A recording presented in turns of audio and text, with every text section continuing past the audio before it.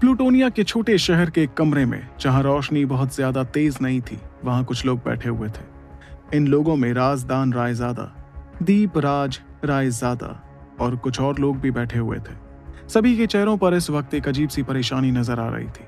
इतने में दीपराज ने अपने पिता राजदान की तरफ देखकर कहा, पिताजी, हम लोगों ने वो सभी धंधे फिर से शुरू कर दिए हैं जो हम लोगों को पहले बंद करने पड़े थे। बहुत जल्द वो सभी धंधे तेजी पकड़ लेंगे और हमारा परिवार फिर से अमीर हो जाएगा। इस दौरान राजदान ने अपना सिर हिलाया और कुछ पलों बाद अचानक से अपनी नजरें दीपराज की तरफ करते हुए कहा, पहले तो मुझे लगा था कि जब हम लोगों ने सिंघान परिवार और बोथरा परिवार को हरा दिया तो उसके बाद हमारा रायजादा परिवार खुशहाली में जिएगा, लेकिन बदकिस्मती से हम लोगों ने ना जाने कैसे खुनाक दल जैसे ताकतवर दल को नाराज कर दिया। इस पर दीपराज एक पल के लिए खामोश रहे, जिसके बाद उन्होंने हल्की मजबूरी के साथ कहा, पिताजी, मुझे माफ कर दीजिएगा, मैं शायद ध्रुव को अच्छे से सिखा नहीं पाया, उसने जल्दबाजी में सब बिगाड़ दिया। उन्हें समझ आ रहा था कि पिछले कुछ वक्त से राजदान काफी परेशान चल रहे थे। ऐसा इसलिए क्योंकि रायजादा परिवार हमेशा से सिंघान परिवार और बोथरा परिवार से मुकाबला करता आया था, लेकिन अब उसके खिलाफ खुनाक दल जैसा ताकतवर दल हो गया था, जो ताकत के मामले में बोथरा परिवार और सिंघान परिवार से बहुत आगे था। वहीं अपने बेटे को अपने पोते ध्रुव की हरकत के लिए अफसोस करते देख राजदान ने अपना हाथ लहराते हुए कहा, इसमें ध्रुव की गलती नहीं है दीपराज। उसके सामने जो आदमी था, उसके लालच और गुरूर को तुम भी अच्छी तरह जानते हो। अगर हम उस आदमी को जिंदा रहने दें तो भी वो हमारे परिवार के लिए खतरा ही रहेगा। अगर हमें किसी को दोष देना ही है तो हमें उस पराश सिंघान को दोष देना चाहिए। उस बूढ़े बेवकूफ ने ही इन गिद्धों को जादुई पत्थर की खदान के बारे में पता चलने दिया। इतने में दीपराज के पास बैठे राजदान के बड़े बेटे वनराज ने फिक्र के साथ पूछा, पिताजी, अब हम लोगों को क्या करना चाहिए? मैंने बहुत से आदमी भेज दिए हैं खुनाक दल के पास, उनकी हरकतों का पता लगाने के लिए। फिलहाल वो लोग कोई भी कदम इसलिए नहीं उठा रहे हैं क्योंकि वो हमारे रायजादा परिवार की ताकत के बारे में पता लगा रहे हैं। एक बार उन्हें हमारी ताकत के बारे में पता चल जाए तब तो वो जरूर हम पर हमला कर देंगे। इस दौरान राजदान ने भी खुनाक दल के बारे में बहुत कुछ पता लगा लिया था, लेकिन उन्हें उस खतरनाक दल के बारे में जितना पता चलता जा रहा था, उनकी परेशानी उतनी ही ज्यादा बढ़ती जा रही थी। इस परेशानी के साथ ही उन्होंने कहा, खुनाक दल के लीडर का नाम है नारपा और वो फिलहाल महारथी शक्ति समर्थ रैंक पर है। उसके साथ उसका एक और साथी है जो हाल ही में शक्ति समर्थ रैंक पर पहुंचा है। मुझे भी ये पता चला है कि उनके पास 10 गगनशाली योद्धा मौजूद हैं। इस मायने में हमारा रायजादा परिवार उनकी बराबरी कर ही नहीं सकता। जब वहां बैठे लोगों ने राजदान के मुंह से महारथी शक्ति समर्थ रैंक का जिक्र सुना तो उनके चेहरों पर परेशानी नजर आने लगी। दीपराज भी काफी परेशान दिखने लगे थे। भले ही राजदान की शक्तियां भी शुरुआती शक्ति समर्थ रैंक पर थीं, लेकिन शुरुआती और महारथी शक्ति समर्थ के बीच बहुत बड़ा फासला था, इसलिए खुद राजदान भी नारबा को टक्कर नहीं दे सकते थे। इसके अलावा खुनाक दल के पास एक और शक्ति समर्थ था। कुल मिलाकर उनकी शक्ति के बारे में सोचकर हर कोई खामोश हो गया। इस परेशानी के चलते राजदान ने हल्के फिक्र और घबराहट के साथ कहा, दीपराज, चुपके से हमारे परिवार की नई पीढ़ी के लोगों को यहाँ से दूर भेज दो। अगर गलती से भी कोई गड़बड़ होती है तो कम से कम हमारा खून तो सही सलामत बचेगा। जादुई पत्थर की खदान हमारे लिए एक बेशकीमती खजाना है। एक बार खुनाक दल को उसके बारे में पता चल गया, फिर तो वो साम दाम दंड भेद अपनाकर भी उसे हमसे छीनने की कोशिश करेंगे। और अब तो उनके पास हम पर हमला करने का इतना अच्छा बहाना भी है, इसलिए कुछ ही वक्त में वो जरूर हम पर हमला करने वाले हैं। दीपराज, खुनाक दल अगर हम पर हमला करता है तो तुम्हें किसी भी कीमत पर ध्रुव को बचाना होगा। वो फिलहाल काफी कमजोर है, लेकिन मुझे पूरा यकीन है कि आगे जाकर वो बहुत ताकतवर हो जाएगा। हमारे परिवार के लिए ध्रुव बहुत जरूरी है। अपने पिता के चेहरे की घबराहट को देखकर दीपराज मजबूरी में अपना सिर हिलाते हुए हामी भरने के अलावा और कुछ नहीं कर पाया। वो समझ रहा था कि परिवार का मुखिया बनने की जिम्मेदारी कितनी भारी थी। जब वो सभी बातें करने के बाद अपने अपने कमरों में चले गए, उस वक्त रायजादा परिवार की हवेली के एक कमरे के अंदर एक लड़के ने बिस्तर पर धीरे धीरे अपनी आंखें खोली। उसकी मौजूदा शक्तियों के हिसाब से उसके लिए आसपास हो रही बातों को सुनना, वो भी बिना पकड़े गए, थोड़ा आसान था। ये लड़का रायजादा परिवार का चिराग ध्रुव रायजादा था, जिसकी बात राजदान कर रहे थे। ध्रुव के पास शक्तियों के अलावा एक और खास ताकत भी मौजूद थी, जिसका नाम अंदरूनी शक्ति था। वो जानता था कि अगर अपनी मौजूदा शक्तियों के साथ वो अपनी अंदरूनी शक्तियां भी इस्तेमाल कर ले तो वो किसी शुरुआती शक्ति समर्थ से लड़ने के काबिल था। लेकिन अगर उसका सामना किसी महारथी शक्ति समर्थ से हुआ फिर तो वो बहुत बड़ी मुश्किल में पड़ जाता। इस बारे में सोचकर ध्रुव ने हल्की मजबूरी के साथ कहा, मुझे लगता है कि खुनाक दल जैसा दल हमारे परिवार के बारे में सब कुछ पता करने में ज्यादा से ज्यादा 15 दिन का वक्त लगाएगा। उसके बाद तो वो जरूर जादुई पत्थर की खदान को छीनने के लिए हम पर हमला कर देंगे। ये तो वाकई बहुत बड़ी मुश्किल है। ध्रुव समझ रहा था कि महज 15 दिन में वो क्या ही हासिल कर पाता। ज्यादा से ज्यादा वो शक्ति समर्थ रैंक में एक कदम और आगे बढ़ जाता, लेकिन इसके बावजूद वो नारबा जैसे महारथी शक्ति समर्थ का मुकाबला तो बिल्कुल नहीं कर पाता। ये सोचकर ध्रुव ने गहरी सांस ली और वो समझने लगा कि भले ही वो इतने कम वक्त में ज्यादा कुछ हासिल नहीं कर सकता था, लेकिन फिर भी वो हार तो बिल्कुल नहीं मानने वाला था। वो अपने परिवार के मान और उसके शान को खत्म होते नहीं देख सकता था। इसी के साथ ध्रुव ने अपना हाथ खोला, जिसमें एक काले रंग का पत्थर नजर आ रहा था। उस पत्थर को देखकर ध्रुव ने अपनी आंखें बंद कर दी। फिर वो अंदरूनी शक्तियों की मदद से उस पत्थर के अंदर चला गया, जहां अंधेरा ही अंधेरा छाया हुआ था। उस काले पत्थर के अंदर ध्रुव को एक चमकती परछाई नजर आ रही थी, जो असल में उसकी मुकाबला तकनीक थी। फिलहाल ध्रुव अपनी मुकाबला तकनीक के चारों पड़ाव पूरे कर चुका था और जैसा कि उसका मानना था उस हिसाब से वो 5वें पड़ाव पर भी जल्द पहुंच जाता। उस पत्थर के अंदर की वो शांति बहुत देर के लिए बरकरार रही। ये पत्थर दरअसल ध्रुव की अंदरूनी शक्तियों को ट्रेन करने की जगह थी और वो एक ऐसा तिलिस्मी पत्थर था जो ध्रुव को अनजाने में हासिल हुआ था। लेकिन जब ध्रुव ने हर दिन की तरह आज अपनी अंदरूनी शक्तियों को उस अंधेरे में घुमाना शुरू किया तो उसे एक अजीब एहसास महसूस होने लगा। यह एहसास उसे आज तक महसूस नहीं हुआ था, जिस वजह से वो थोड़ा हैरान रह गया। इस बारे में सोचते हुए वो कहने लगा, आज इस जगह पर अंदरूनी शक्तियों की हलचल इतनी क्यों लग रही है? लेकिन इस हैरानी के बावजूद ध्रुव रुका नहीं, बल्कि लगातार अंदरूनी शक्तियों के इस्तेमाल से उस जगह को देखता रहा। इसी तरह उस जगह को देखना कुछ देर के लिए जारी रहा, जिसके बाद ध्रुव के चेहरे की थकान साफ नजर आने लगी। लेकिन अफसोस कि उसे कुछ भी काम की चीज नहीं मिली थी।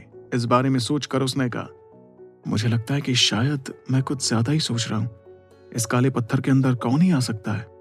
इसी के साथ ध्रुव अपनी अंदरूनी शक्तियों को वापस खींचने लगा, लेकिन तभी उसे एक बहुत धीमी आवाज सुनाई पड़ी। कौन है वहां? पत्थर के अंधेरे में ये आवाज सुनते ही अचानक ध्रुव की आंखें बड़ी हो गईं और वो अंधेरे में एक जगह पर गौर से देखने लगा।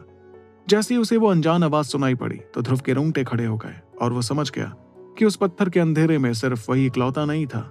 जैसे जैसे वो उस तिलिस्मी पत्थर का इस्तेमाल करता जाता उसे लगता जाता जैसे उस पत्थर के अंदर एक अलग ही दुनिया थी, जिसे वो खुद देख नहीं पा रहा था।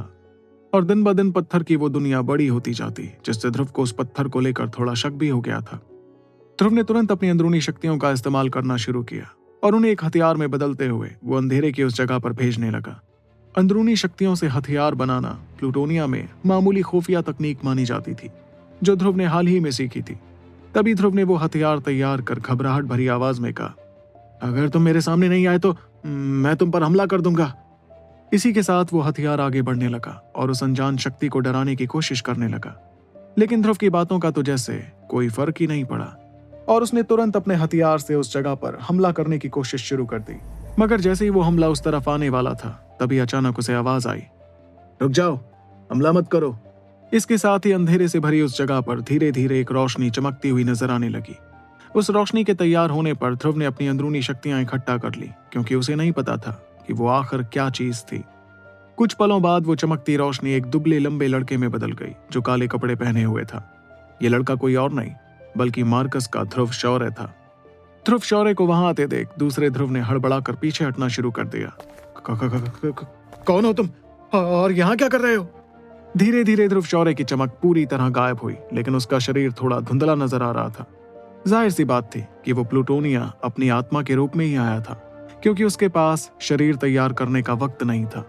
काले कपड़ों वाले ध्रुव को देखकर ध्रुव रायजादा की आंखें हैरानी में बड़ी हो गई थीं और वो मजबूरी में खामोश हो गया। इतने में ध्रुव शौर्य एक कदम आगे आया, जिसे देखते ही ध्रुव रायजादा ने और पीछे हटते हुए कहा, आगे मत बढ़ना, देखो मैं तुम पर हमला कर दूंगा। मैं झूठ नहीं बोल रहा हूँ। ये सुनकर ध्रुव शौर्य के चेहरे पर हल्की मुस्कुराहट आ गई और उसने इसी मुस्कुराहट के साथ कहा, हमला करने वाला 2 बार सोचता नहीं है, सीधा हमला कर देता है। वैसे मेरा नाम ध्रुव शौर्य है और मैं मार्कस नाम के प्लेनेट से आया हूँ। शायद तुम्हारा नाम भी ध्रुव है, मैंने ठीक कहा ना? इस पर ध्रुव रायजादा के चेहरे की हैरानी और ज्यादा बढ़ गई और उसने परेशानी भरी आवाज में कहा, मार्कस से आया ध्रुव शौर्य? ये मार्कस क्या बला है? और तुम्हें मेरे बारे में कैसे पता? जाहिर सी बात थी कि ध्रुव शौर्य को देखकर वो दूसरा ध्रुव हक्का बक्का रह गया था। उसने बिल्कुल उम्मीद नहीं की थी कि उसे जो तिलस्मी पत्थर हासिल हुआ था उसके अंदर कोई इंसान मौजूद हो सकता था, जो असल में इस दुनिया का था भी नहीं। इस पर ध्रुव ने आ भरते हुए उस दूसरे ध्रुव को बताया, मार्कस तुम्हारे प्लूटोनिया जैसा ही एक प्लेनेट है ध्रुव, और मुझे यहाँ मजबूरी में आना पड़ा। तुम शायद जानते नहीं हो, लेकिन एक बेहद खतरनाक शैतान जिसका नाम जायरन है पूरी दुनिया खत्म करना चाहता है, और इस दुनिया को खत्म होने से बचाने के लिए 3 प्लैनेट्स के सबसे ताकतवर और काबिल लोगों को एक साथ आना होगा, जिन्हें त्रिदेव कहा जाता है। सिर्फ त्रिदेव ही उस शैतान जायरन को दुनिया तबाह होने से रोक सकते हैं। लेकिन उसकी बात सुनकर ध्रुव रायजादा को कुछ समझ ही नहीं आया और उसने एक पल की खामोशी के बाद हंसते हुए कहा, दुनिया खत्म करने वाला है? तुम पागल तो नहीं हो गए हो? इतना ताकतवर कोई हो ही नहीं सकता कि पूरा ब्रह्मांड खत्म कर ले। इस पर ध्रुव शौर्य ने आ भरते हुए उससे कहा, ध्रुव, अक्सर लोगों से गलती यही हो जाती है कि वो सोचते हैं कि उन्हें सब पता है, लेकिन सच तो ये है कि तुम्हारी समझ बहुत छोटी है और ये ब्रह्मांड काफी बड़ा। इसलिए मेरी बात पर यकीन करो, मैं अपना परिवार, घर, दोस्त, गुरु सब छोड़कर यहाँ आया हूँ, क्योंकि अगर मैं अपने परिवार को खत्म होते नहीं देखना चाहता तो मुझे ये काम करना ही था। उसकी बातों से ध्रुव रायजादा को भी थोड़े जज्बात महसूस होने लगे और उसने कहा, क्या परिवार खत्म हो जाएगा? नहीं, मैं भी अपने परिवार को खत्म होते नहीं देख सकता हूं। तो क्या इसका मतलब सच में हमारा ब्रह्मांड खतरे में है? ध्रुव के सवाल पर ध्रुव शौर्य उसे पूरी कहानी बताता है कि जायरन कौन है और कैसे एक शैतान ने तीनों प्लैनेट्स के रखवालों को मरने पर मजबूर कर दिया। वो उसे ये भी बताता है कि अगर वक्त पर तीनों प्लैनेट्स के देव तैयार नहीं हुए तो जायरन दोबारा जाग जाएगा और तब कोई भी जिंदा नहीं बचेगा। आखिर में ध्रुव देखने लगा कि कैसे ध्रुव रायजादा के चेहरे पर परेशानी नजर आने लगी और अब उसे ध्रुव की बातों पर यकीन होने लगा था। तभी ध्रुव ने आ भरते हुए कहा, मैं जानता हूं कि तुम्हारे लिए ये बात भारी है, लेकिन मैं ये भी जानता हूं कि तुम ताकतवर बन सकते हो ध्रुव। अब हमें इस दुनिया को मिटने से बचाना है, लेकिन सबसे पहले तो मैं ये कहना चाहूंगा कि मैं तुम्हें छोटू बुलाऊंगा, क्योंकि बार बार ध्रुव कहना ऐसा लगता है जैसे मैं खुद से ही बातें कर रहा हूं। मैं इस पत्थर में ही रहूंगा और तुम जब चाहो यहाँ आकर मुझसे बात कर सकते हो। मैं ताकतवर बनने में तुम्हारी मदद करूंगा छोटू, लेकिन असली मेहनत तुम्हें खुद करनी होगी। इस दौरान छोटू खामोश रहा और उसने एक पल बाद कुछ सोचते हुए कहा, ठीक है, तुम्हें, मेरा मतलब, आपको मुझे जो बुलाना है बुलाइए, मैं तो आपको भैया पुकारूंगा। और मैं उम्मीद करता हूं कि आपने जो कुछ कहा वो सब कुछ सच हो, क्योंकि आपकी आंखें तो मुझे सच्ची लग रही हैं। वैसे एक बात बताइए, क्या आप इस पत्थर से बाहर आ सकते हैं? ये सुनकर ध्रुव ने छोटू से कहा, सच कहूं तो मैं भी नहीं जानता हूं कि मैं क्या कर सकता हूं और क्या नहीं। ये दुनिया ही बिल्कुल अलग है, इसलिए तुम्हारे साथ रहते रहते मुझे इस दुनिया के बारे में भी पता चलता रहेगा। लेकिन मैं इतना जरूर जानता हूं कि मैं फिलहाल सिर्फ एक आत्मा हूं और मार्कस और प्लूटोनिया में बहुत फर्क है, इसलिए मेरी शक्तियां जिस तरह वहां पर थी यहां पर तो बिल्कुल नहीं होंगी। ये कहते वक्त ध्रुव के चेहरे पर हल्की मायूसी नजर आ रही थी, क्योंकि उसने इतनी मुश्किल से मार्कस में सबसे ताकतवर बनने का सफर तय किया था, लेकिन उसे इस बात का अफसोस था कि वो ताकत इस दुनिया में किसी काम की नहीं थी। वहीं ध्रुव के आत्मा होने का जिक्र सुनकर छोटू एक पल के लिए सहम सा गया। उसने पहले भी आत्माओं के बारे में सुना था, लेकिन ये पहली बार था जब वो किसी आत्मा को अपने सामने देख रहा था। इसके बावजूद उसने खुद पर काबू पाते हुए कहा, आपका बहुत बहुत शुक्रिया भैया, जो आप अपनी दुनिया, अपना सब कुछ छोड़कर यहाँ आए और मेरी मदद करने के लिए राजी हो गए। इस पर ध्रुव ने छोटू को साफ जवाब देते हुए कहा, देख छोटू, मैं इस दुनिया को बचाकर कहीं ना कहीं अपनों को बचाना चाहता हूँ, और तेरा मकसद भी यही होना चाहिए। फिलहाल तो मैं कमजोरी महसूस कर रहा हूँ और इस दुनिया में मुझे ताकतवर होने में कितना वक्त लगेगा ये कोई नहीं जानता, लेकिन इस दौरान मैं अपनी समझ और तजुर्बे से तेरी पूरी मदद करूंगा और तुझे जल्द से जल्द ताकतवर बनाकर रहूंगा। वहीं ध्रुव की बात सुनते ही छोटू एक पल के लिए सोच में पड़ गया। कुछ पलों तक सोचने के बाद उसने ध्रुव से पूछा, वैसे भैया, क्या मैं बाकियों को आपके बारे में बता सकता हूं? तो कैसा होगा ध्रुव का आगे का सफर, अब जो कि वो अपनी दुनिया छोड़कर आ गया है एक नई दुनिया में, और क्या वो ताकतवर बना पाएगा छोटू को? जानने के लिए आपको सुनना होगा। छोटू के सवाल पर ध्रुव ने कुछ सोचते हुए उसे बताया, नहीं छोटू, वैसे तो मैं तुम्हारी दुनिया के बारे में ज्यादा कुछ नहीं जानता हूँ, लेकिन अपने तजुर्बे से इतना जरूर कह सकता हूँ कि लोगों को मेरे बारे में पता चलना शायद हमारे लिए उतना भी अच्छा ना हो, और तुम्हारे अंदर मुझे एक सच्चाई नजर आ रही है। इसलिए मैं तुम्हें कहूंगा कि ताकतवर बनने के इस सफर में जितना संभल कर चलोगे उतना ही बेहतर होगा, वरना खतरे तो हर मोड़ पर तुम्हारा इंतजार करेंगे। ध्रुव जानता था कि छोटू का सही सलामत रहना इस दुनिया के बचने और उसके वापस मार्कस लौटने के लिए बहुत जरूरी था। इसलिए वो कोशिश कर रहा था कि छोटू को कैसे भी करके खतरों से बचा सके। इतने में ध्रुव ने आ भरते हुए आगे कहा, वैसे एक बात तो मैं तुम्हें बताना चाहूंगा। मेरी मदद का मतलब ये नहीं होगा कि मैं तुम्हारा हाथ पकड़कर हर कदम पर तुम्हें चलना सिखाऊंगा। मैं तो बस पीछे खड़े होकर देखता रहूंगा और तुम्हें खुद ही अपने कदम आगे बढ़ाने होंगे। अगर मुझे लगा कि तुम गिरने वाले हो, सिर्फ तभी मैं तुम्हारी मदद करूंगा। मेरे आचार्य ने मुझे ऐसे ही सिखाया था और मैं उन्हीं की सीख को तुम्हारे साथ इस्तेमाल करूंगा। लेकिन मुझे इस दुनिया में तुम्हारी मदद की भी जरूरत पड़ेगी छोटू। मैं एक बहुत बड़ा मुकाबला लड़कर यहाँ आया हूँ, इसलिए मेरी आत्मा फिलहाल थोड़ी कमजोर है। क्या तुम्हारी दुनिया में कोई ऐसी चीजें हैं जिससे मेरी अंदरूनी शक्तियां बढ़ सके?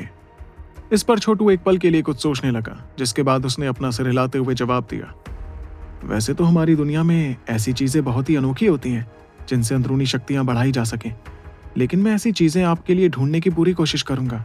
लेकिन हाँ, आपको भी मुझ पर पूरा भरोसा करना पड़ेगा, और अगर मुझे पता चला कि आपने मुझसे कभी झूठ कहा तो इसका अंजाम बिल्कुल भी अच्छा नहीं होगा। आपकी मदद से मैं जैसे जैसे ताकतवर होता जाऊंगा, वैसे वैसे अंदरूनी शक्तियां बढ़ाने वाली चीजें हासिल करना मेरे लिए आसान होता जाएगा। यह सुनकर ध्रुव एक पल के लिए खामोश रहा, जिसके बाद उसने कहा, ठीक है, मुझे ये सौदा मंजूर है। वैसे अगर तुम अपनी अंदरूनी शक्तियां बढ़ाना चाहते हो तो इस तिलिस्मी पत्थर के अंदर एक खास जगह है जो मुझे यहाँ घूमने पर मिली थी। मैंने वहां जाकर अपनी शक्तियां बढ़ाने की कोशिश की थी, लेकिन इसका कोई फायदा नहीं हुआ। शायद इस दुनिया में मेरी आत्मा की अंदरूनी शक्तियां बढ़ाना वाकई थोड़ा मुश्किल मालूम पड़ता है, लेकिन अपने पहले के तजुर्बे से मैं इतना जरूर कह सकता हूँ कि शक्तियों को बढ़ाने का रास्ता बहुत मुश्किल और दर्द से भरा होता है। क्या तुम इस मुश्किल और दर्द से भरे सफर पर चलने के लिए तैयार हो? ध्रुव की बात के चलते छोटू की धड़कनें तेज हो गईं और उसने बेझिझक होकर जवाब दिया, चाहिए सफर कैसा भी क्यों ना हो, मैं इसके लिए तैयार हूं भैया। छोटू जानता था कि अंदरूनी शक्तियों के बढ़ने से वो नारबा जैसे ताकतवर योद्धा से टकराने के काबिल हो सकता था, जिसकी उसे और उसके परिवार को जरूरत थी। और उस मकाम को हासिल करने के लिए चाहे उसे कितना भी दर्द और कितनी भी मुश्किलों का सामना क्यों ना करना पड़ता, वो इसके लिए तैयार था। वहीं उसकी जिद और यकीन देखकर ध्रुव के चेहरे पर मुस्कुराहट आ गई, और साथ ही उसे अपनी जवानी के दिन भी याद आ गए, जब वो भी आचार्य की मदद के साथ मैसेडोरिया से बाहर निकला था ताकतवर बनने के लिए। इतने में ध्रुव ने आ भरते हुए कहा, अगर ऐसी बात है तो मेरे पीछे आओ, मैं तुम्हें उस जगह पर ले चलता हूँ।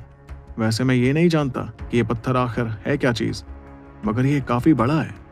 इतना कहकर ध्रुव पीछे मुड़ा और वहां से दूर जाने लगा। उसे वहां से जाता देख छोटू एक पल के लिए झिझकने लगा, लेकिन उसके बाद वो भी अपना सिर हिलाते हुए ध्रुव के पीछे पीछे चला गया। तिलिस्मी पत्थर के अंधेरे में छोटू ध्रुव के पीछे चलता जा रहा था और पत्थर के ऐसे हिस्से में पहुंच गया था जहां वो अभी तक नहीं आया था। सच तो ये था कि वो सोच भी नहीं सकता था कि यह पत्थर इतना बड़ा हो सकता था, इसलिए उसने कभी इस जगह पर घूमने की कोशिश नहीं की थी। कुछ पलों तक दोनों का चलते रहना जारी रहा, जिसके बाद अचानक से उसके सामने आ रहा ध्रुव कहीं गायब हो गया। ये देखकर छोटू के चेहरे पर घबराहट नजर आने लगी और उसे एक अजीब सा खतरा महसूस हुआ। इस खतरे के चलते वो पलट कर वहां से जाने ही वाला था कि अचानक उसकी आंखों के सामने एक चमकती हुई रोशनी नजर आई। छोटू देख रहा था कि उससे थोड़ी दूरी पर दो बहुत बड़े चमकते मोती दिख रहे थे जो धीरे धीरे घूमते जा रहे थे।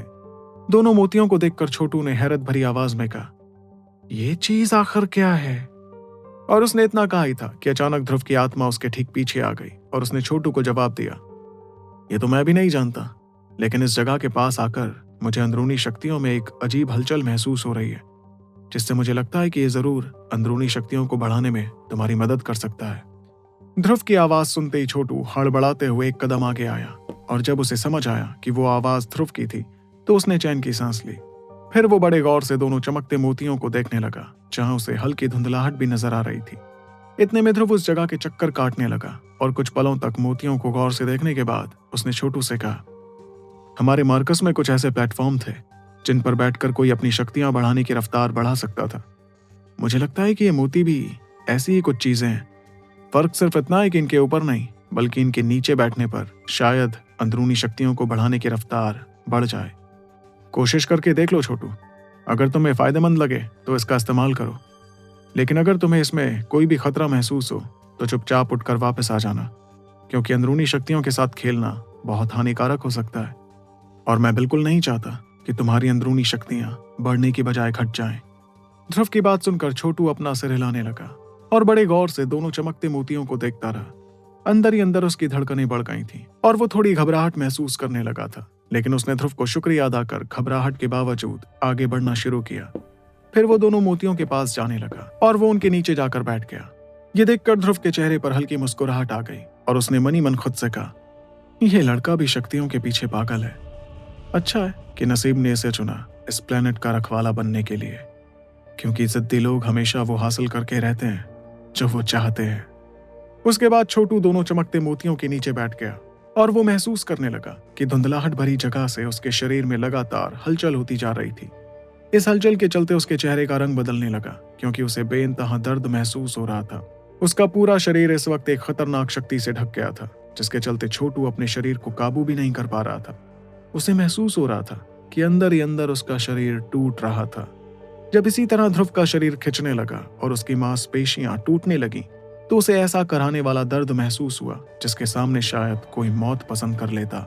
वहीं उसके ऊपर मंडराते दोनों चमकते मोती गोल घूमते रहे, जैसे वो किसी कीमत पर रुकने ही नहीं वाले थे। इस वक्त छोटू के शरीर पर दरारें नजर आने लगी थी और उसे अब जाकर समझ आने लगा कि ध्रुव किस तरह के खतरनाक दर्द की बात कर रहा था। सच तो यह था कि छोटू ने बिल्कुल भी नहीं सोचा था कि उसे ऐसा दर्द महसूस होने वाला था, लेकिन अपने परिवार के बारे में सोचकर उसने दर्द झेलते रहना जारी रखा। वो समझ रहा था कि एक ऐसा वक्त जरूर आता जब इस अंधेरे से भरी रात की सुबह होती। छोटू लगातार अपने दांत पीसते हुए खुद को बेहोश होने से बचा रहा था। कुछ देर बाद जब उसके शरीर की दरारें और ज्यादा बढ़ गईं, तो उसका शरीर अंदर से फूट गया और उसकी आत्मा के टुकड़े टुकड़े हो गए। ये एक बड़ा ही अजीब एहसास था, लेकिन जैसे ही उसकी आत्मा के टुकड़े टुकड़े हुए तो अचानक चमकते मोतियों में से एक रोशनी निकलकर ध्रुव के शरीर के अंदर घुसने लगी। छोटू महसूस कर पा रहा था कि उसके शरीर के अंदर रहस्यमयी शक्तियां उसकी आत्मा को जोड़ने लगी थीं, जो असल में उस अजीब रोशनी का ही असर था। धीरे धीरे ध्रुव की आत्मा जुड़ते हुए पहले जैसी होने लगी, जिसके चलते छोटू खुद को हैरान होने से नहीं रोक सका। लेकिन इससे पहले कि वो अपनी जुड़ी हुई आत्मा को देखकर खुश होता, उसे एक दफा और वही कराने वाला दर्द महसूस होने लगा, जिसके चलते उसने चिल्लाना शुरू कर दिया। आ! इस दौरान मोतियों से थोड़ी दूरी पर ध्रुव खड़ा खड़ा ये नजारा देखे जा रहा था और छोटू की दर्दनाक चीखें सुनकर वो खुद भी थोड़ा परेशान दिखने लगा। वो इस दुनिया के बारे में कुछ नहीं जानता था और उसे लगने लगा कि कहीं उसने छोटू को मोतियों के पास भेजकर कोई गलती तो नहीं कर दी थी। मगर ध्रुव ने एक पल सोचा कि अगर आचार्य उसकी जगह होते तो क्या करते, और इस बारे में सोचकर उसने मजबूरी के साथ कहा, आचार्य हमेशा कहते थे, जो जितना दर्द सहेगा उतना ही ऊपर बढ़ेगा।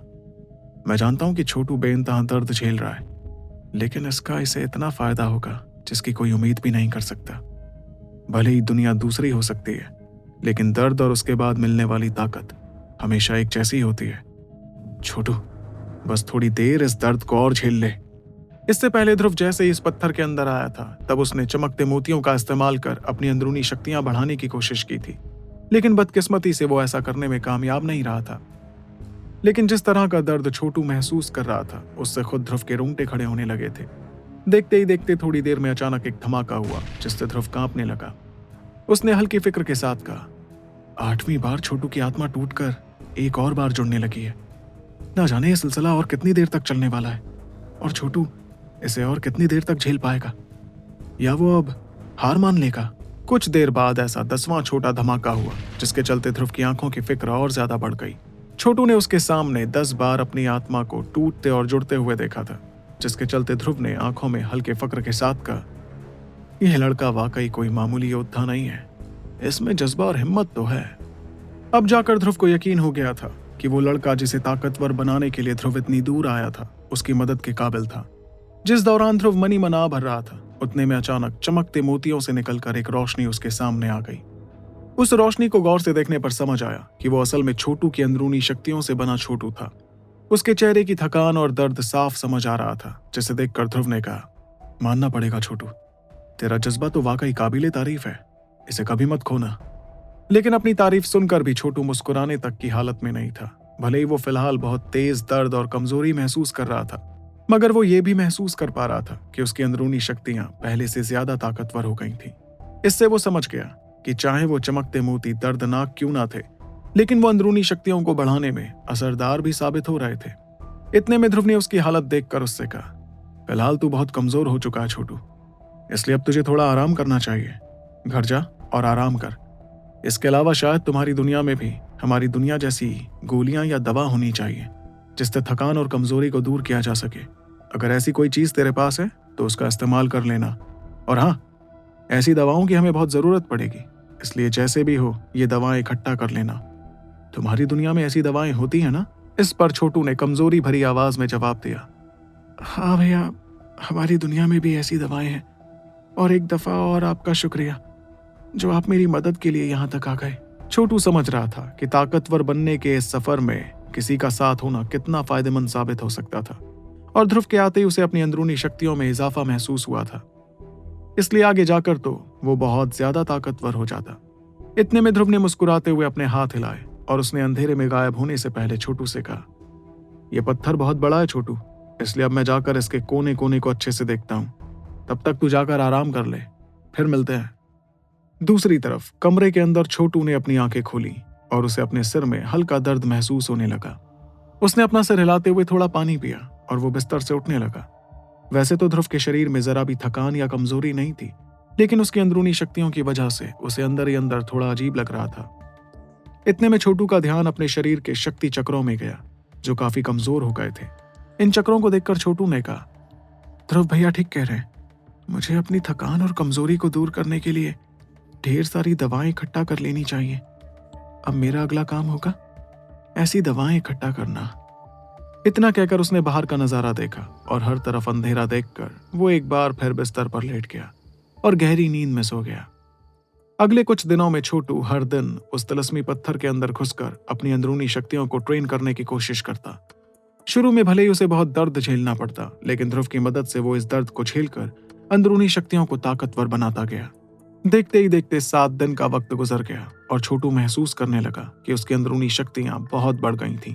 जिस तरह मार्कस में हकीम होते थे जिनकी अंदरूनी शक्तियों के बल पर उनकी दवा बनाने के असर का पता चलता था, उसी तरह प्लूटोनिया में तांत्रिक होते थे जो अपनी अंदरूनी शक्ति के बल पर तंत्र विद्या का इस्तेमाल कर पाते थे।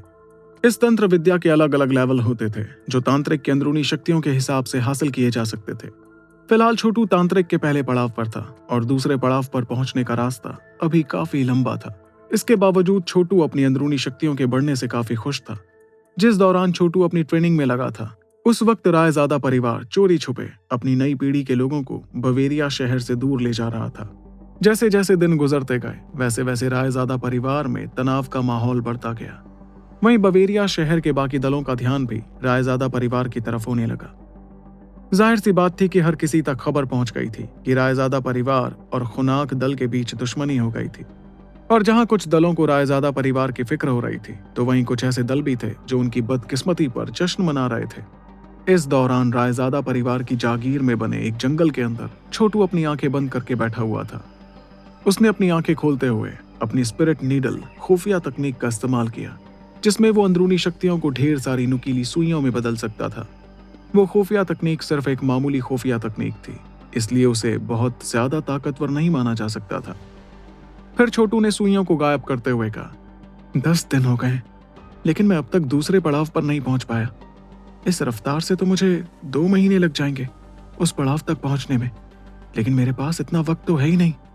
इसका मतलब मुझे ऐसा कुछ करना होगा कि मैं खुनाक दल वालों को थोड़े वक्त के लिए टाल सकूं। लेकिन ऐसा क्या हो सकता है? आखिर कैसे बचा पाएगा ध्रुव छोटू और रायजादा परिवार को खतरनाक खुनाक दल से?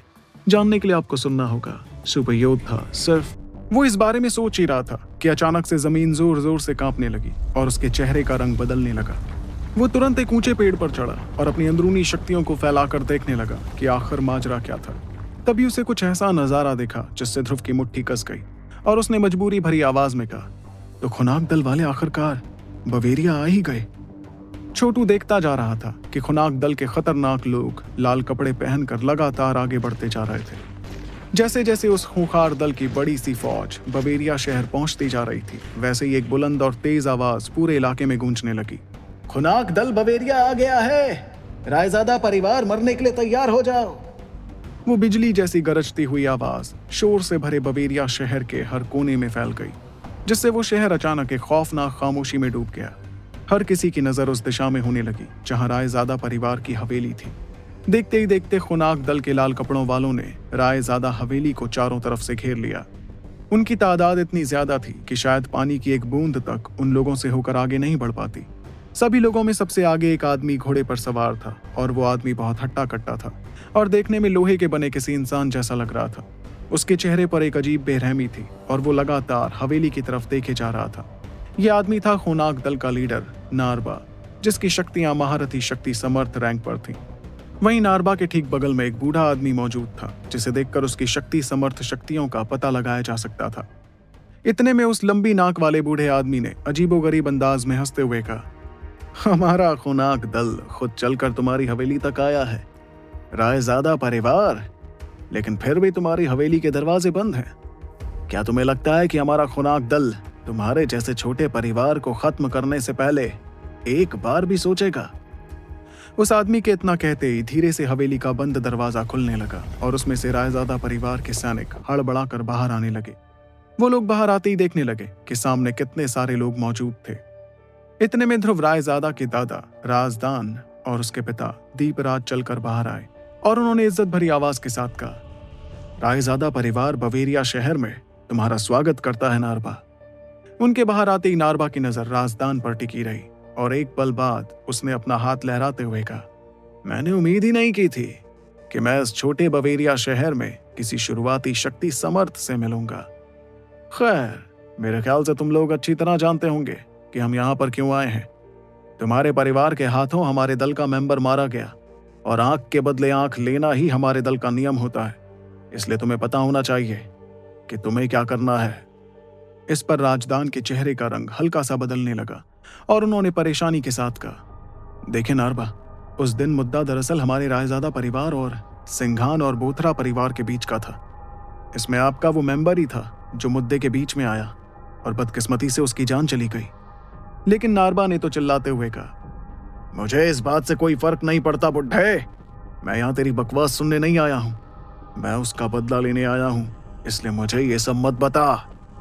नारबा की आवाज में एक अजीब नाराजगी और दरिंदगी महसूस की जा सकती थी, जिसे महसूस कर रायजादा परिवार के लोग बहुत नाराज हुए, लेकिन किसी ने भी आगे आकर कुछ कहने की हिम्मत नहीं की। इस दौरान राजदान के चेहरे पर भी नाराजगी थी, जिसे काबू करते हुए उन्होंने धीमी आवाज में कहा, नारबा, देखो, हमारा परिवार ये मसला यहीं सुलझाना चाहता है, इसलिए मुद्दे पर आओ और बताओ कि तुम हमारे परिवार से क्या चाहते हो। खुनाक दल तकरीबन अपने सभी लोगों को साथ लाया और सभी ने रायजादा हवेली को घेर लिया था, मगर उस पर अभी तक हमला नहीं किया था। इससे साफ समझ आ रहा था कि उनका इरादा कुछ और था। तभी नारबा के चेहरे पर एक अजीब सी मुस्कुराहट आ गई, जिसके साथ उसने जवाब दिया, बुड्ढे, काफी समझदार हो तुम। ऐसा करो, अपनी हवेली और हमारे मेंबर के कातिल को हमारे हवाले कर दो। उसके बाद अगर तुम्हारा रायजादा परिवार हमारे खुनाक दल के सामने झुक जाता है तो हम तुम लोगों को माफ कर देंगे। ये सुनते ही राजदान और बाकियों के चेहरों का रंग बदलने लगा और वो परेशानी में एक दूसरे की तरफ देखने लगे। इस वक्त रायजादा परिवार में खामोशी फैल गई थी, क्योंकि नारबा की मांगों ने सभी को हिलाकर रख दिया था। तभी नारबा के पास खड़े बूढ़े आदमी ने राजदान की तरफ देखकर कहा, इतना सोच क्या रहे हो राजदान? हमारे लीडर ने तुम लोगों पर इतना रहम किया है और अब तक तुम्हारे रायजादा परिवार को खत्म नहीं किया है। अगर तुम इसी तरह चुप रहे तो जल्द तुम्हारा पूरा परिवार खत्म कर दिया जाएगा। लेकिन तभी एक जवान लड़की की आवाज सुनाई दी, जो हवेली के एक किनारे से आई थी। सच तो यह है कि तुम्हारे खुनाक दल ने हमारे रायजादा परिवार पर सीधे हमला नहीं किया, क्योंकि तुम्हें भी पता है कि ऐसा करने पर तुम्हें बहुत भारी कीमत चुकानी पड़ेगी। और जैसे ही वो लड़का सभी के सामने आया तो सभी को दिखा कि वो था रायजादा परिवार का चिराग, ध्रुव रायजादा। उसे देखते ही नारबा की नजर गौर से उसे देखने लगी, जिसके बाद उसने बेरहमी भरी आवाज में कहा, मेरे ख्याल से तुम ही वो बेवकूफ लड़के होंगे जिसने हमारे दल के मेंबर को जान से मारा। तुम्हें अपने रायजादा परिवार की हैसियत के बारे में कुछ नहीं पता है। यह सुनकर छोटू ध्रुव गौर से नारबा को देखने लगा, जिसके बाद उसने कहा, नारबा, यकीन मानो, अगर वाकई हमारे बीच लड़ाई हुई तो हो सकता है कि हमारा रायजादा परिवार खत्म हो जाएगा, लेकिन साथ ही तुम्हारे साथ खड़ा ये बूढ़ाऊ भी मारा जाएगा। जरा सोच कर देखो, अगर तुम्हारे दल से एक शुरुआती शक्ति समर्थ कम हो जाए तो तुम्हारे खुनाक दल के लिए तो ये बहुत बड़ा झटका होगा। क्या तुम यही चाहते हो? वहीं छोटू ध्रुव की बात सुनकर वो बूढ़ा आदमी दांत पीसते हुए आगे आने लगा, लेकिन नारबा ने इशारा करते हुए उसे रोका। उसके बाद उसने हल्की मुस्कुराहट के साथ कहा, तो लड़के, क्या तू ये कहना चाहता है कि हमारा खुनाक दल तेरे रायजादा परिवार को कुछ नहीं करने वाला? इस पर ध्रुव ने गौर से उस आदमी को देखकर जवाब दिया, अगर तुम्हारा खुनाक दल मेरे रायजादा परिवार को खत्म करना चाहता है तो तुम ऐसा कर सकते हो, लेकिन याद रखना कि इसके लिए तुम्हें एक बहुत बड़ी कीमत चुकानी पड़ेगी। मेरे ख्याल से तुम भी इस बारे में बहुत अच्छी तरह से जानते होंगे नारबा।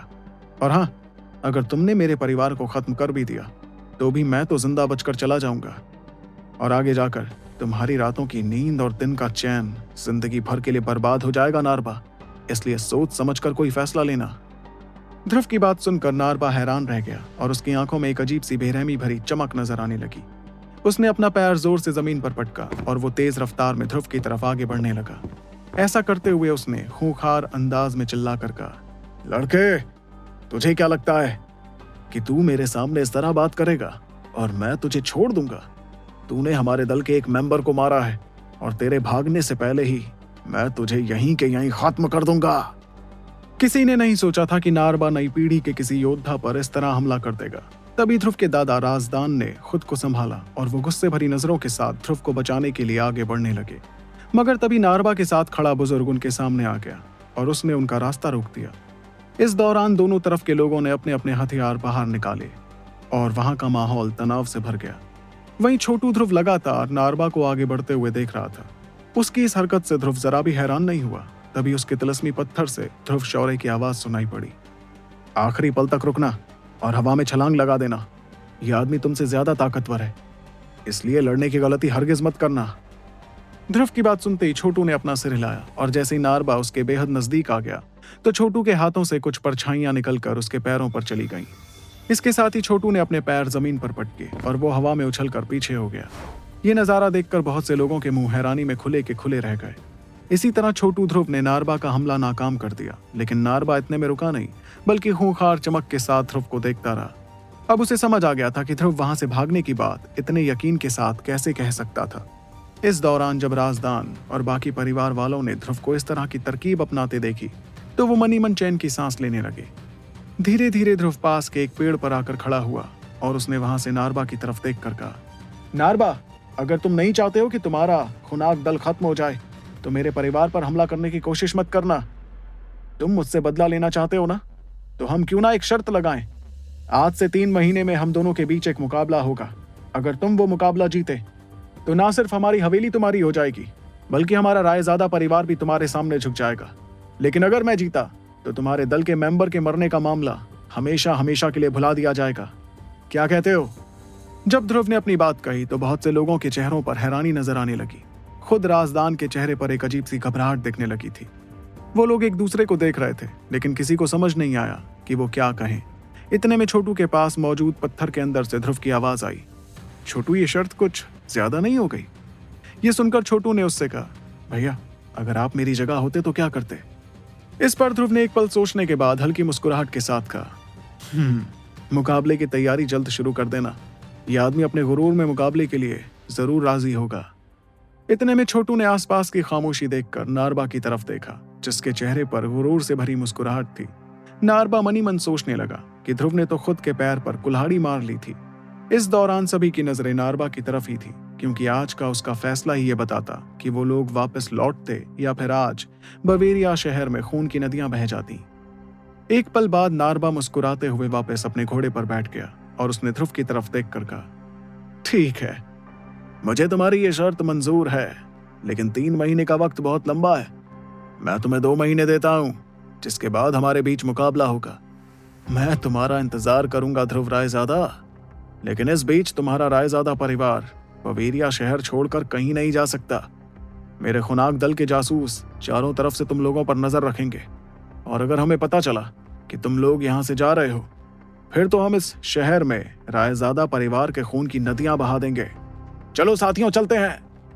नारबा ने घोड़े की लगाम खींचते हुए पलटकर वहां से जाना शुरू किया, जिसके पीछे उसके दल के सभी लोग बवेरिया शहर से जाने लगे। दूसरी तरफ ध्रुव पेड़ के ऊपर खड़ा सोच रहा था कि अगले 2 महीनों में आखिर वो इतनी ताकत कैसे हासिल कर लेता कि वो महारथी शक्ति समर्थ नारबा को हरा सकता। इसका मतलब साफ था कि महज 2 महीनों में ध्रुव को कम से कम तांत्रिक के दूसरे पड़ाव तक पहुंचना था, नहीं तो उसका परिवार हमेशा हमेशा के लिए खत्म हो जाता। बवेरिया शहर के बाहरी हिस्से में लाल रंग की एक नदी बह रही थी, जिसके पास बहुत सारे लोग खड़े थे। वो सभी लोग लाल रंग के कपड़े पहने हुए थे और ये कोई और नहीं बल्कि खुनाक दल के लोग थे जो बवेरिया शहर के बाहरी हिस्से में रुके हुए थे। इन लोगों में सबसे आगे खड़े 2 लोगों में से एक बूढ़े आदमी ने सामने खड़े नारबा से कहा, लीडर नारबा, वो लड़का बस वक्त बर्बाद करना चाहता है। आप इतनी आसानी से उसकी शर्त के लिए राजी क्यों हो गए? इस पर नारबा ने एक पल सोचते हुए जवाब दिया, हमें जो खबर मिली थी, रायजादा परिवार उससे ज्यादा ताकतवर निकला है। उनके पास शुरुआती शक्ति समर्थ के अलावा एक ऐसा तांत्रिक भी है जिसकी अंदरूनी शक्तियां शायद दूसरे पड़ाव के करीब हैं।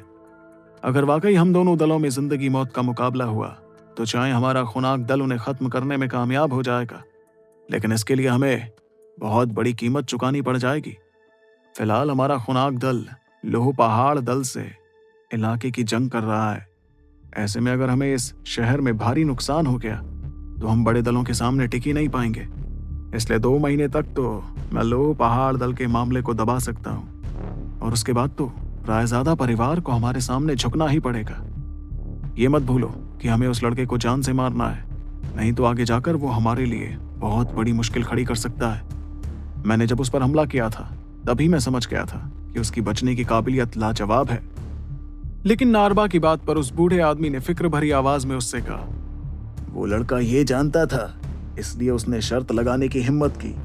लेकिन क्या आपको नहीं लगता कि अगर गलती से भी वो मुकाबला जीत गया तो हमारे लिए हालात और ज्यादा मुश्किल हो जाएंगे और हर तरफ हमारा नाम खराब हो जाएगा? ये सुनते ही नारबा की आंखों में एक अजीब सी बेरहमी झलकने लगी, जिसके साथ उसने मुस्कुरा कर कहा, अगर हम उस लड़के को भागने देते हैं तो हमारी मुश्किलें और बढ़ जाएंगी।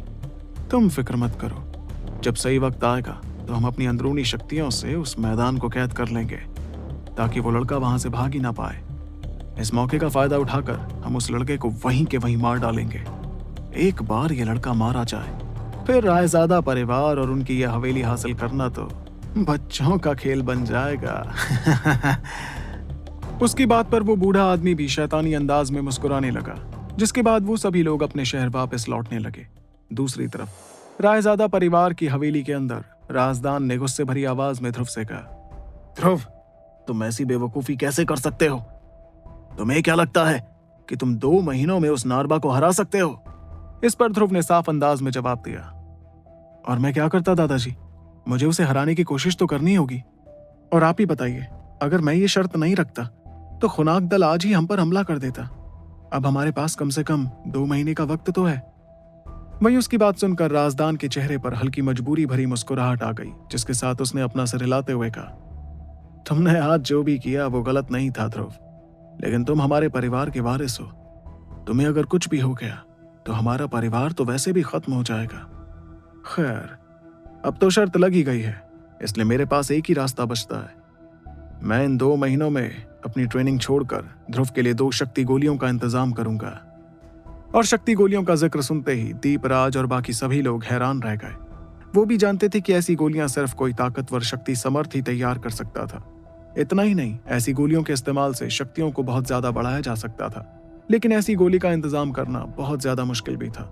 ऐसा इसलिए क्योंकि किसी शक्ति समर्थ को अपनी शक्तियों को दबाकर गोलियों में भरना पड़ता था, जिसमें काफी वक्त लग सकता था।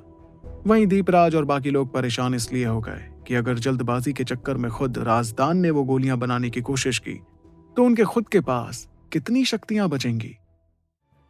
आखिर कैसे तैयार कर पाएगा छोटू ध्रुव खुद को आने वाले खतरनाक मुकाबले के लिए, और क्या ध्रुव उसकी मदद करने में कामयाब होगा? जानने के लिए सुनते रहिए सुपर योद्धा। ध्रुव के दादाजी शक्ति गोली बनाने के लिए तैयार हो गए थे, लेकिन इसकी कीमत बहुत बड़ी थी। इतना ही नहीं, उस शक्ति को सोखने के लिए ध्रुव को बहुत वक्त भी लगता। इसलिए दीपराज और बाकी लोग काफी हैरान हो गए थे जब उन्होंने सुना कि राजदान 2 शक्ति गोलियां बनाने की बात कर रहे थे।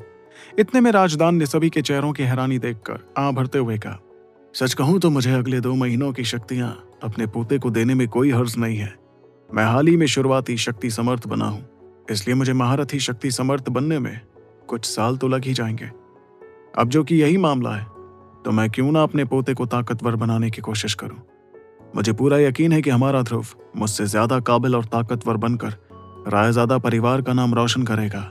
जब ध्रुव ने राजदान के मुस्कुराते हुए चेहरे को देखा तो अंदर ही अंदर उसे बहुत अच्छा लगने लगा। परिवारों के लोगों का भरोसा हासिल करना वाकई लाजवाब एहसास होता था। मगर इसके बावजूद ध्रुव ने राजदान से कहा, दादाजी, इसकी कोई जरूरत नहीं है। इन 2 महीनों में मैं बिलोबा शहर जाऊंगा और वहां ट्रेंड होऊंगा। बिलोबा शहर का नाम सुनते ही राजदान और बाकी लोगों के चेहरों पर हैरानी नजर आने लगी। वहीं उनकी हैरानी देखकर ध्रुव ने अपना सिर हिलाया और उन्हें बताया कि वो बिल्कुल ठीक सोच रहे थे। ध्रुव को फिलहाल बहुत सी चीजों की जरूरत थी और भले ही तिलस्मी पत्थर से वो अंदरूनी शक्तियां बढ़ा सकता था, लेकिन ध्रुव को कमजोरी दूर करने वाली दवाओं की भी जरूरत पड़ती। इस तरह की दवाएं थोड़ी अनोखी होती थी और बवेरिया शहर जैसे शहर में तो ऐसी दवा का मिलना नामुमकिन था। ऐसे में ध्रुव के पास एक ही रास्ता बचता था कि वो बिलोबा शहर जाता। उस शहर में सब कुछ हासिल किया जा सकता था, बशर्ते इंसान के पास अशर्फियां मौजूद हों। तभी उसकी बात सुनकर राजदान ने आ भरते हुए कहा, ध्रुव, तुम अब बड़े हो गए हो, इसलिए अपने फैसले खुद ले सकते हो। अब जो कि तुमने फैसला कर ही लिया है बिलोबा शहर जाने का, तो मेरे ख्याल से तुम्हारी तैयारियां भी पूरी हो गई होंगी। मैं इस बारे में ज्यादा कुछ नहीं कहूंगा, सिर्फ इतना याद दिलाऊंगा कि बिलोबा शहर हमारे बवेरिया शहर से बहुत अलग और बहुत बड़ा है। वहां हर कदम पर खतरा होगा, इसलिए तुम्हें अपना ध्यान रखना होगा। वैसे तुम कब निकलने के बारे में सोच रहे हो? यह सुनकर ध्रुव ने मुस्कुराते हुए जवाब दिया, दादाजी, मैं कल ही यहाँ से रवाना हो जाऊंगा, क्योंकि हमारे पास सिर्फ 2 ही महीनों का वक्त है। इस पर उसके दादाजी ने अपना सिर हिलाया और अपने पास से एक छोटी सी पुरानी दिखती पोटली बाहर निकाली। फिर उन्होंने उसे ध्रुव को पकड़ाते हुए कहा, ध्रुव, इस पोटली में कुल मिलाकर 100 अशर्फियां हैं। पिछले कुछ वक्त में हमारे रायजादा परिवार के पास इतना ही पैसा आया है, इसे अपने पास रख लो, क्योंकि बिलोबा शहर में बिना अशर्फियों के परिंदा भी पर नहीं फड़फड़ाता। ये कहते वक्त राजदान की आंखों में ध्रुव के लिए फिक्र थी, मगर कहीं ना कहीं उनकी आंखों में उम्मीद भी थी। ध्रुव ने देखा कि कैसे उसके दादाजी ने परिवार की जमा पूंजी उसे इतनी आसानी से पकड़ा दी, इस उम्मीद में कि वो 2 महीने में ताकतवर हो जाएगा। फिलहाल रायजादा परिवार के लिए ये 100 अशर्फियां भी बहुत बड़ी रकम थी। तभी ध्रुव ने वो पोटली अपने दादाजी से हासिल करते हुए थोड़ा जज्बाती होते हुए कहा, दादाजी, आप परेशान मत होना, मैं रायजादा परिवार का नाम खुनाक दल के हाथों कभी खराब नहीं होने दूंगा। अपने पोते की बात सुनकर राजदान ने हल्की हंसी के साथ उसके कंधे थपथपाना शुरू किया और उससे कहा, ध्रुव बेटा, इतना बड़ा बोझ अभी अपने कंधों में लेकर मत चल। याद रखना, अगर तुम्हारे लिए 2 महीने बाद भी नारबा को हराना मुश्किल हो रहा हो तो ज्यादा परेशान मत होना। हमारे लिए सबसे ज्यादा जरूरी तुम्हारी जिंदगी है बेटा। नाम, शोहरत और बाकी चीजें तो बाद में भी हासिल की जा सकेंगी। सिकंदर वो होता है जो आखिर में हंसता है, ना कि शुरुआत में। वैसे हाँ, एक चीज तो मैं बताना ही भूल गया। हाल ही में हमारे परिवार ने कुछ बेहद छोटे ठिकाने तैयार किए हैं बिलोबा शहर में। अगर तुम्हें कोई भी मुश्किल हो तो तुम उस जगह पर जा सकते हो। इन जगहों के बारे में तुम्हारे पिता तुम्हें बता देंगे। 2 महीने बाद हम लोग भी बिलोबा शहर के मुकाबले के मैदान में जाएंगे। उस वक्त अगर तुम्हें खुद पर यकीन ना हो तो वहां मत आना मुकाबला करने। हमारे लिए तुम्हारी जिंदगी सबसे जरूरी है ध्रुव, उसका ध्यान रखना। इस दौरान ध्रुव चुपचाप अपने दादाजी की बात सुनता रहा जब तक कि वो थोड़ा थक नहीं गए। उसके बाद उन्होंने अपना हाथ लहराया और सभी लोग उस कमरे से बाहर चले गए। अगली सुबह ध्रुव एक घोड़े पर बैठकर रायजादा हवेली के बाहर चला गया और वो अपने साथ किसी को लेकर नहीं गया। यहां तक कि उसका पालतू तिलस्मी जानवर निंजा तक बवेरिया शहर में ही था। जाहिर सी बात थी कि छोटू नहीं चाहता था कि कोई भी उसकी ट्रेनिंग में दखल डाले। ध्रुव लगातार आगे बढ़ता जा रहा था और कुछ ही पलों में बवेरिया शहर से दूर जाता हुआ दिखाई दिया। पीछे खड़े उसके परिवार वाले सिर्फ प्रार्थना कर सकते थे कि उनके परिवार का चिराग उनकी उम्मीदों पर खरा उतरे। जब तक ध्रुव बिलोबा शहर पहुंचा तब तक दोपहर हो चुकी थी। उस शहर में आने के बाद उसे एक अलग सी जगह मिली जहां उसने आराम करने का फैसला लिया। फिर ध्रुव आसपास की जगहों के बारे में पता लगाने लगा, क्योंकि उसे बिलोबा शहर के बारे में ज्यादा कुछ नहीं पता था। कमरे के अंदर ध्रुव अपनी आंखें बंद कर बिस्तर पर बैठा हुआ था और इस वक्त उसके चेहरे का रंग सफेद हो गया था। वो कुछ पल पहले तिलस्मी पत्थर के अंदर गया था और चमकते मोतियों के इस्तेमाल से अपनी अंदरूनी शक्तियों को बढ़ाने की कोशिश कर रहा था। लेकिन छोटू को तिलस्मी पत्थर के अंदर ध्रुव शौर्य नजर नहीं आया। इस बात से वो थोड़ा हैरान तो हुआ था, लेकिन जब थोड़ा ढूंढने के बाद भी उसे ध्रुव नहीं मिला तो वो परेशानी में अपनी ट्रेनिंग करने के अलावा और कुछ नहीं कर पाया। उसे ध्रुव की बात याद थी कि उस पत्थर के अंदर वाकई बहुत ही बड़ी जगह थी, इसलिए छोटू समझ गया कि ध्रुव जरूर उसके अंदर किसी जगह पर बैठा होगा। उसके बाद जागकर छोटू ने एक बोतल बाहर निकाली जिसके अंदर एक सफेद रंग की गोली थी। ये गोली छोटू ध्रुव ने बिलोबा शहर आकर खरीदी थी, जिससे कमजोरी और थकान दूर की जा सकती थी। मगर काफी देर से ट्रेनिंग करते रहने की वजह से अब ध्रुव के पास एक आखिरी गोली बची हुई थी। उस अकेली गोली को देखकर ध्रुव ने आह भरते हुए कहा, लगता है कि कल मुझे हजारा नीलाम घर जाना होगा और देखना होगा कि क्या मैं वहां से अंदरूनी शक्तियों को बढ़ाने की गोलियां हासिल कर सकता हूँ। उसे बिलोबा शहर आकर पता चला था कि हजारा नीलाम घर शहर का सबसे बड़ा नीलामी घर था। उस जगह पर बिलोबा शहर के 3 सबसे बड़े दलों में से एक का राज था, जिसका नाम था हजारा स्वर्ण दल। इस ख्याल के साथ ही ध्रुव ने एक गहरी सांस ली और वो गहरी नींद में सो गया। अगले दिन ध्रुव बहुत जल्दी उठ गया और वो तैयार होकर हजारा स्वर्ण नीलाम घर के लिए रवाना हुआ, जो शहर के बीचों बीच बना था। आधे दिन के सफर के बाद जब ध्रुव की नजरों के सामने वो नीलामी घर आया तो उसे देखकर ही ध्रुव का मुंह हैरानी में खुल गया। उस नीलामी घर के सामने पूरा बवेरिया शहर छोटा लग रहा था। लोग चींटियों की तरह भारी तादाद में उस नीलामी घर के अंदर जा रहे थे। इस दौरान ध्रुव तो बाहर खड़े खड़े उस बड़ी सी इमारत को देख रहा था और तभी उसे कुछ महसूस हुआ और उसने अपना मुंह बंद किया। ऐसा करते ही वो आसपास देखने लगा कि कहीं वहां के लोगों को ऐसा ना लगे कि ध्रुव किस छोटी सी जगह से आया था। फिर भीड़ के बीच में से होकर ध्रुव उस नीलामी घर के अंदरूनी हिस्से के पास पहुंचने लगा। देखा जाए तो हजारा नीलाम घर 2 हिस्सों में बटा हुआ था, बाहरी और अंदरूनी। कायदे से तो बाहरी हिस्सा सबसे बड़ा हिस्सा था, लेकिन उस जगह पर मिलने वाली चीजें सबसे अनोखी चीजें नहीं थीं। रही बात अंदरूनी हिस्से की, तो वहां चीजें तो बहुत अनोखी मिलती थी, लेकिन उनकी कीमत चुकाने के लिए किसी को बहुत सारी अशर्फियों की जरूरत पड़ती थी। ध्रुव आगे बढ़ता रहा और उसे अपने काम की कुछ दवाएं मिली, लेकिन वो रैंक 3 की मामूली दवाएं थीं। इस रैंक की दवाओं का ध्रुव पहले फायदा उठा सकता था, लेकिन अब वो उसकी ज्यादा मदद नहीं कर पाती। इतने में ध्रुव ने अंदरूनी हिस्से में जाने का फैसला लिया, लेकिन वो जैसे ही उसके दरवाजे पर पहुंचा तो एक सैनिक ने ध्रुव को रोक लिया। उसके बाद उसे पता चला कि महज अंदर जाने के लिए भी उसे 10 अशर्फियां इस्तेमाल करनी पड़ती। ये सुनकर ध्रुव के चेहरे पर परेशानी नजर आने लगी, लेकिन वो भी जानता था कि उसके पास कोई और रास्ता नहीं था। मगर जैसे ध्रुव ने उस सैनिक को 10 अशर्फियां देकर अंदर जाना शुरू किया तो अचानक उसे भीड़ के बीच एक शोर सुनाई देने लगा।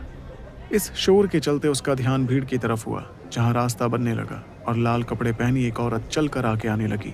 उस औरत के चेहरे पर मुस्कुराहट थी, जिसके साथ ही हरे कपड़ों वाली एक लंबी लड़की मौजूद थी। वो दोनों बेहद खूबसूरत थीं और दोनों के अंदर आने से सभी का ध्यान उन दोनों पर ही हो गया।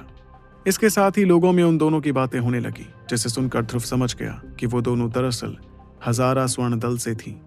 फिर ध्रुव ने अपना ध्यान सामने की तरफ किया और वो अंदरूनी हिस्से के अंदर चला गया। ध्रुव जैसे ही उस हिस्से के अंदर गया तो उसने देखा कि वहां पहले से कुछ लोग मौजूद थे। इन लोगों को देखकर ध्रुव थोड़ी दूरी पर गया और एक कुर्सी में जाकर बैठ गया। इस दौरान उसने अपने पास से एक टोपी बाहर निकाली और उसने उसे पहन लिया। जाहिर सी बात थी कि ध्रुव नहीं चाहता था कि उसे कोई पहचाने। वो अपनी जगह पर ही बैठा था कि अचानक उसका तिलस्मी पत्थर चमकने लगा और उसे एक लड़के की आवाज सुनाई पड़ी। छोटू, ऐसे नीलामी घरों में ही बहुत मसले होते हैं, तजुर्बे से बता रहा हूँ, बहुत संभल कर रहना।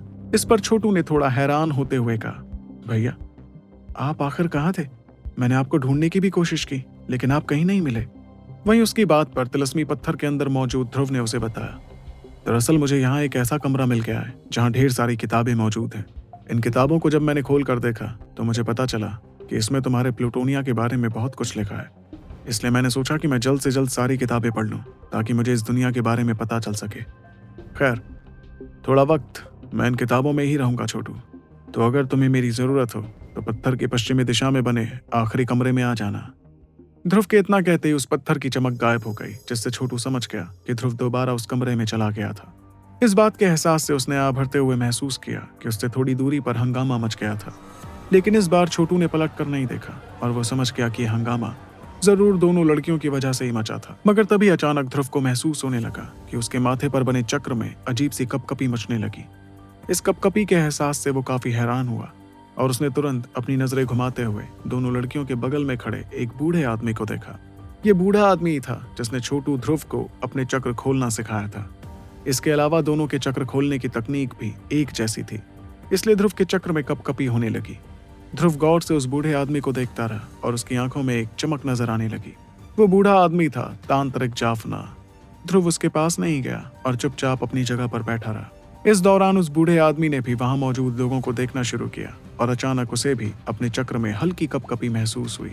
इस एहसास के बावजूद जब उसे कुछ समझ नहीं आया तो वो परेशानी में भीड़ को देखने के अलावा और कुछ नहीं कर पाया। तभी उसके बगल में खड़ी औरत ने महसूस किया कि उस बूढ़े आदमी के चेहरे पर अजीब से भाव नजर आ रहे थे। इसके चलते उस लाल कपड़ों वाली औरत ने पूछा, क्या बात है बुजुर्ग जाफना, क्या आपको कुछ महसूस हो रहा है? तभी उसके सवाल पर तांत्रिक जाफना अपना सिर हिलाने लगे और उन्होंने जवाब देते हुए कहा, अरे कुछ नहीं, मुझे ऐसा लगा था कि शायद मुझे कुछ महसूस हुआ, लेकिन शायद मैं गलत था। खैर, नीलामी शुरू होने वाली है, चलिए वीआईपी कुर्सियों पर जाकर बैठते हैं। और उसकी बात सुनकर बगल में खड़ी लड़की ने हामी भरी। उसे देखकर ही इस बात का अंदाजा लगाया जा सकता था कि हजारा स्वर्ण दल में उसका औहदा काफी ऊंचा था। फिर मुस्कुराते हुए वो लोग उस जगह के दूसरे छोर पर जाने लगे। जब ध्रुव ने उन लोगों को वहां से जाते देखा तो उसने चैन की सांस ली। उसने महसूस किया था कि तांत्रिक जाफना अपनी अंदरूनी शक्तियों से उसके शरीर को महसूस कर रहे थे। लेकिन अब जो कि ध्रुव ने चमकते मोतियों के इस्तेमाल से अपनी अंदरूनी शक्तियां भी थोड़ी बढ़ा ली थी, इसलिए वो जैसे तैसे पकड़े जाने से बच गया। इतने में ध्रुव ने महसूस किया कि तांत्रिक जाफना एक बार फिर पूरे कमरे में अंदरूनी शक्तियां इस्तेमाल करने लगे। इससे वो समझ गया था कि जाफना जरूर अंदरूनी शक्तियों के तीसरे या चौथे पड़ाव पर थे। जिस दौरान ध्रुव के जहन में तांत्रिक जाफना के अंदरूनी शक्तियों के ख्याल चल रहे थे, उतने में एक तेज आवाज सुनाई पड़ी और पूरी जगह में होता शोर थमने लगा। इस दौरान हर किसी की नजरें मंच की तरफ देखने लगी थी, क्योंकि आखिरकार हजारा स्वर्ण दल की नीलामी शुरू होने वाली थी। ये पहली बार था जब ध्रुव ऐसी किसी नीलामी में हिस्सा लेने वाला था, इसलिए उसकी धड़कनें काफी तेज थीं। इसके साथ ही वो सोचता जा रहा था कि ना जाने कौन सी अनोखी चीज नीलाम होने के लिए आने वाली थी। फिर सभी की चमकती नजरों के सामने कुछ खूबसूरत लड़कियां चलकर मंच पर आईं और उनके साथ ही आया एक अधेड़ उम्र का मोटा आदमी। उस आदमी के चेहरे पर मुस्कुराहट थी, जिसके साथ उसने अपने हाथ जोड़ते हुए कहा, हजारा स्वर्ण नीलाम घर की नीलामी में आप सभी मेहमानों का स्वागत है। मैं उम्मीद करता हूँ कि आज आप सभी घर लौटते वक्त खुश होकर जाएंगे। वैसे तो वो भीड़ को देखकर हंस रहा था, लेकिन भीड़ के चेहरे पर दिखती बेसब्री को देखकर उसने तुरंत कहना शुरू किया, तो सबसे पहली चीज जो आज नीलाम होने के लिए आ रही है, उसका इंतजाम हमारे हजारा स्वर्ण दल के चौथे पड़ाव के तांत्रिक जाफना ने किया है। ये उनकी ही बनाई गई खास आसान तलवार है। और उस आदमी के इतना कहते ही उसके पीछे खड़ी लड़की ने एक चांदी की थाली से कपड़ा हटाया, जिसमें पीले रंग की एक तलवार नजर आने लगी। वो तलवार चमक रही थी और उस पर बने रहस्यमयी निशान भी नजर आ रहे थे। तलवार की तरफ इशारा करते हुए उस मोटे आदमी ने हंसते हुए कहा, मैं तांत्रिक जाफना के बारे में तो कुछ भी कहने की जरूरत नहीं समझता, क्योंकि उन्हें हम सब इतनी अच्छी तरह जानते हैं। लेकिन यह आसान तलवार उनकी खास तलवार है, जिसके सामने किसी की शक्ति तक कमजोर पड़ सकती है। इस मायने में ये एक जानलेवा हथियार हो जाता है। तो आइए इस तलवार की बोली हम शुरू करते हैं 50 अशर्फियों से। जो भी इसे हासिल करना चाहता है आगे आए और बोली लगाए। वहीं उस कीमत को सुनते ही ध्रुव का मुंह हैरानी में खुल गया। वैसे तो वो देख पा रहा था कि वो आसान तलवार बेहद काम की चीज थी, लेकिन इसके बावजूद उसकी कीमत 50 अशर्फियों जितनी नहीं थी। और उसकी इतनी ऊंची कीमत होने की एक ही वजह थी कि उसे बनाने वाला आदमी इतना मशहूर था। इस दौरान ध्रुव ने मन ही मन खुद से कहा, तांत्रिक जाफना का नाम तो इस हथियार को इतना कीमती बना देता है। खैर, यह आदमी है भी तो चौथे पड़ाव का तांत्रिक। ऊंची कीमत के बावजूद कुछ लोग आगे आकर बोली लगाने लगे, क्योंकि तांत्रिक जाफना का नाम ही काफी था उनकी दिलचस्पी हासिल करने के लिए। तो कौन सी दिलचस्प चीज मिलने वाली है ध्रुव को हजारा नीलाम घर की इस नीलामी में, और कैसे मदद करने वाला है तिलस्मी पत्थर के अंदर बैठा ध्रुव शौर्य नीलामी के लिए बैठे ध्रुव की? जानने के लिए सुनते रहिए सुपर योद्धा, सिर्फ पॉकेट एफएम पर।